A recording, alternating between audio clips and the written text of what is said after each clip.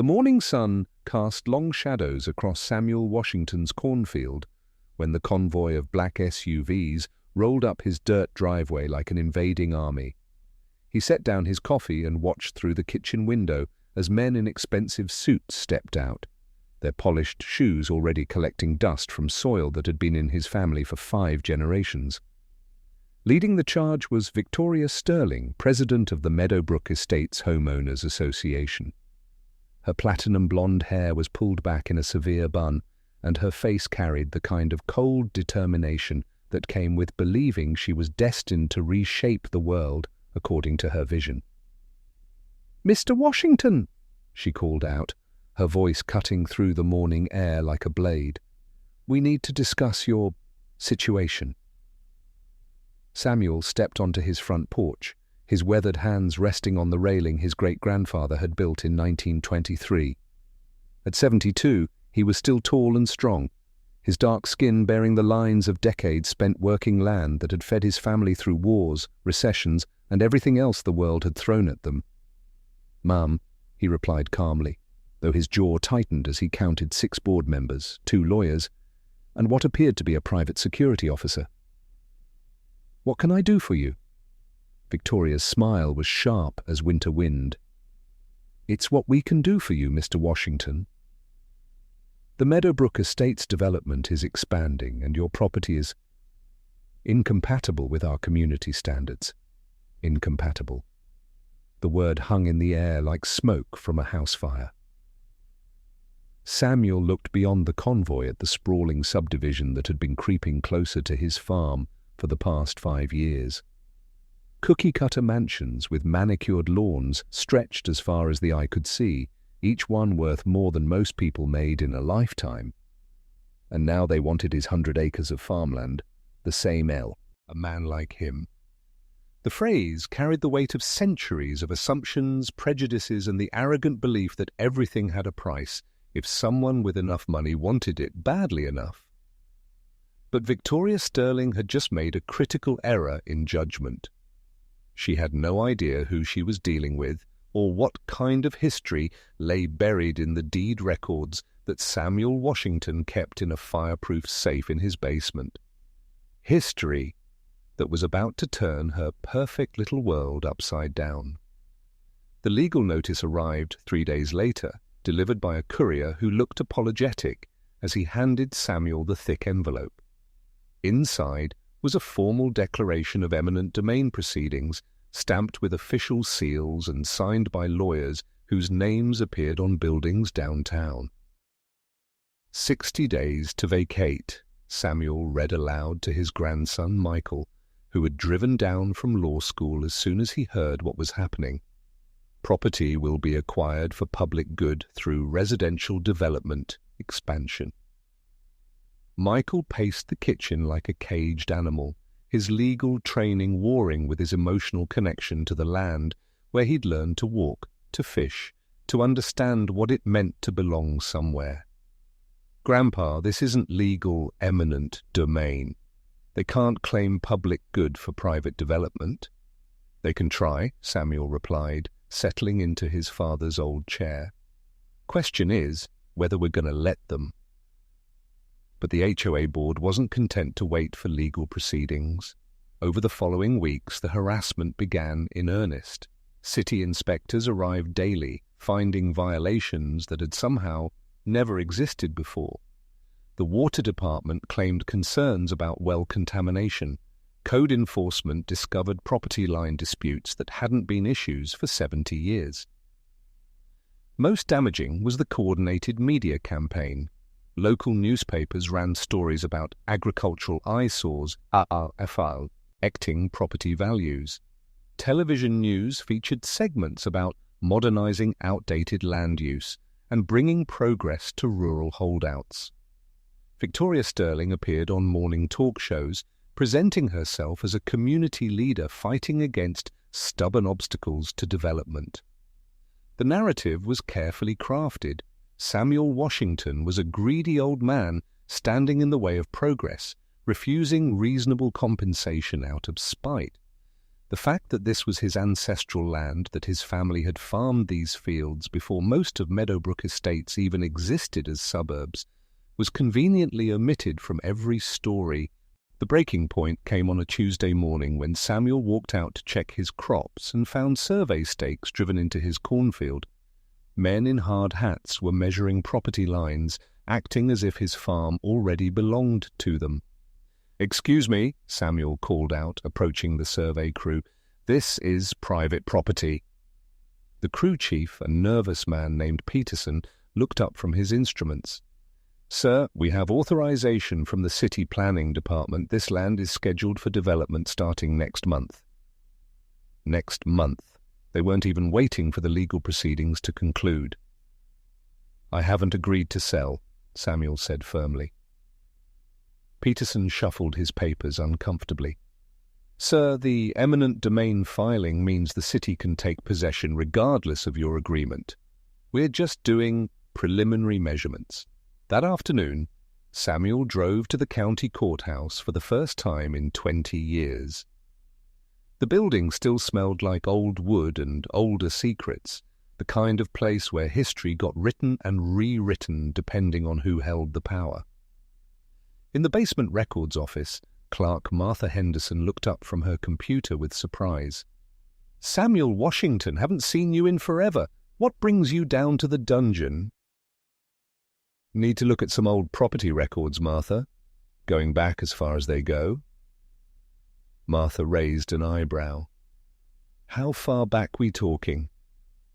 1880, Samuel said quietly. "Maybe earlier if you have them." What Samuel found in those dusty record books would have sent Victoria Sterling into cardiac arrest if she'd known. Box after box of documents, deeds, and legal filings that painted a very different picture of who owned what in Meadowbrook County. But the most important discovery was a single piece of paper, yellowed with age and written in the careful script of a 19th century clerk. A paper that would change everything.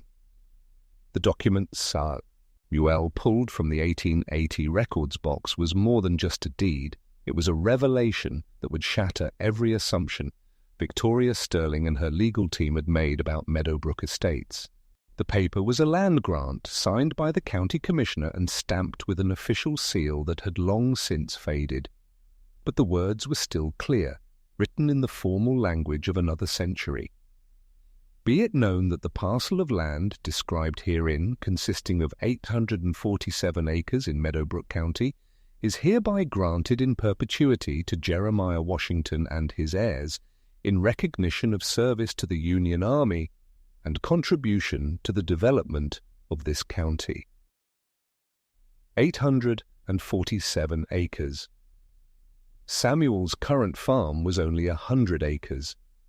A small fraction of the original land grant his great-great-grandfather had received after the Civil War.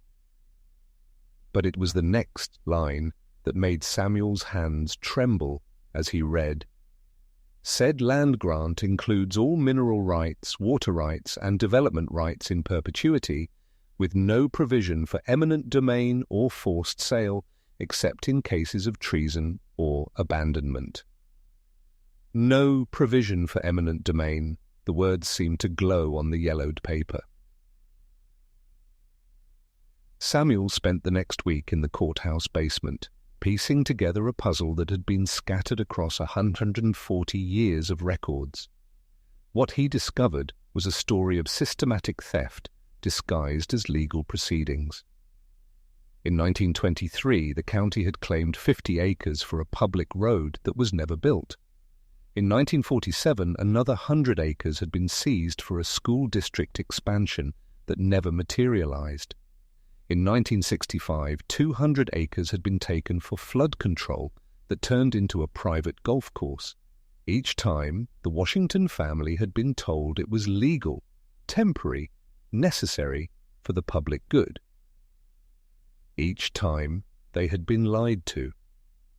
The land that now housed Meadowbrook Estates, every mansion, every manicured lawn, every golf cart path, sat on property that legally belonged to Samuel Washington, property that had been stolen through fraudulent eminent domain proceeding, GS, over decades.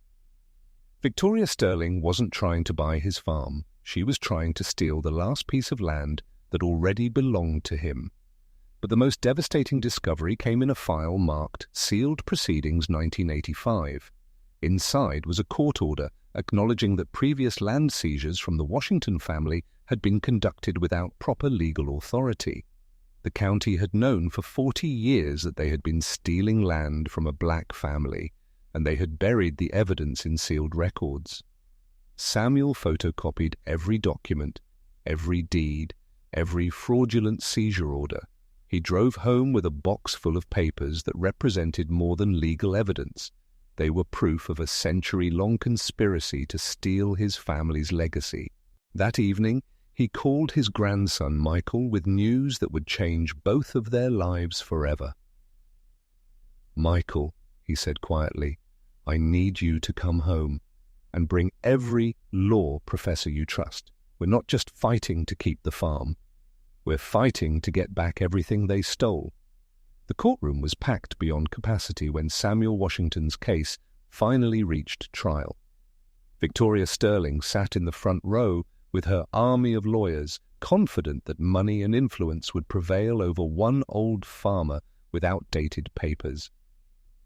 Judge Patricia Morrison called the court to order, her voice echoing in the chamber that would decide the fate of the largest land rights case in county history. "This is a hearing on the eminent domain proceedings against the Washington family farm," Judge Morrison announced. "The petitioners claim public necessity. Mr. Washington claims the proceedings are invalid." Victoria's lead attorney, a man named Richardson, who charged more per hour than most people made in a month, stood with theatrical confidence. "Your Honor, this is a simple case of modernization. The county needs this land for development that will benefit thousands of residents." But when Michael Washington rose to present his grandfather's defense, the atmosphere in the courtroom shifted like air before a thunderstorm. "Your Honor," Michael began, his voice steady as granite, "we're not here to defend against eminent domain. We're here to reclaim stolen property." The murmur that rippled through the packed courtroom was audible. Victoria Sterling's confident expression flickered for the first time. Michael placed the 1880 land grant on the evidence table. This document proves that Samuel Washington's great-great-grandfather was legally granted 847 acres in perpetuity, with explicit protection against forced seizure. Richardson jumped to his feet. "Your Honor, documents. That old have no bearing on current proceedings." "On the contrary," Michael replied, pulling out box after box of evidence. "These documents prove that every acre of Meadowbrook Estate sits on land stolen from my family over the course of a century." The silence that followed was absolute. Judge Morrison leaned forward, studying the original land grant with growing amazement. "Mr. Washington, are you claiming that the entire Meadowbrook Estate's development is built on your family's property?" Samuel stood slowly, his weathered hands steady as he looked directly at Victoria Sterling. "Yes, Your Honor, I am." 6 months later, Samuel Washington stood on his front porch, watching construction crews dismantle the Meadowbrook Estate's signs that had marked the entrance to what was once again the Washington family farm. The court ruling had been unanimous and devastating. Not only were the eminent domain proceedings invalid, but the original 1880 land grant superseded every fraudulent seizure that had occurred since. The county faced billions in damages, Meadowbrook Estates faced bankruptcy, and Victoria Sterling faced federal charges for conspiracy to commit fraud. Michael had graduated law school early to help manage the legal aftermath. The family was establishing a foundation to help other families recover stolen land, using the Washington case as precedent. "Grandpa," Michael said, joining Samuel on the porch, "the Historical Society wants to put up a marker about great-great-grandpa Jeremiah's original homestead." Samuel smiled, looking out over fields that stretched to the horizon, fields that had never really stopped belonging to his family, despite a century of attempts to steal them. A young black girl rode her bicycle up the dirt driveway, the daughter of a family who had moved into one of the few houses the court had allowed to remain. She waved as she passed, calling out, "Morning, Mr. Washington." "Morning, sweetheart," Samuel called back. The land had come home, and it would never leave his family again.